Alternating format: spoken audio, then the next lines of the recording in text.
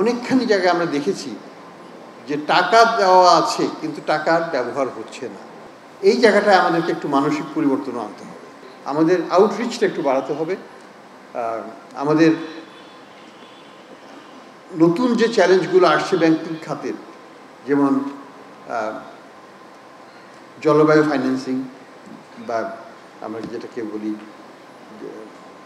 Green financing, তারপরে financial inclusion related যে নতুন ডেভেলপমেন্টগুলো আসছে, নতুন টেকনোলজিক্যাল ইনোভেশনগুলো হচ্ছে, এইগুলোকে নিয়েও কিন্তু বিআইবিএমে কাজ করতে হবে।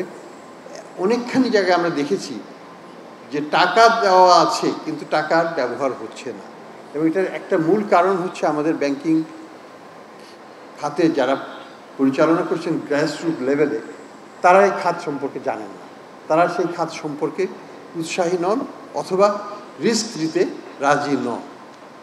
এই জায়গাটায় আমাদেরকে একটু মানসিক পরিবর্তন আনতে হবে।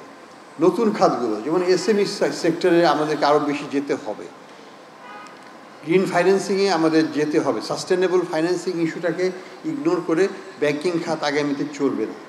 আমাদের গ্রিন বন্ড, গ্রিন নতুন অনেক জিনিস, ইনোভেটিভ ইনস্ট্রুমেন্ট নিয়ে আসতে হবে বাজারে।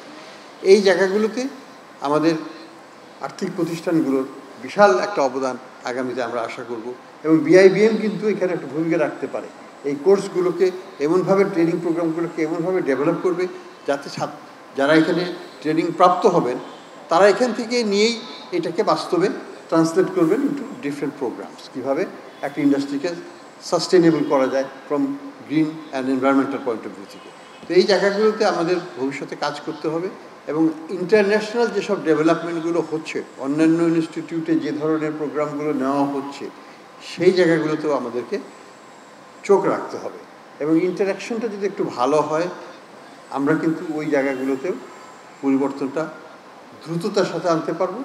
তাহলে আমাদেরও ব্যাংকিং খাতটা দ্রুততার সাথে আন্তর্জাতিক যে পরিবর্তনগুলো হচ্ছে সেগুলোর সাথে তাল মিলিয়ে চলতে পারবে।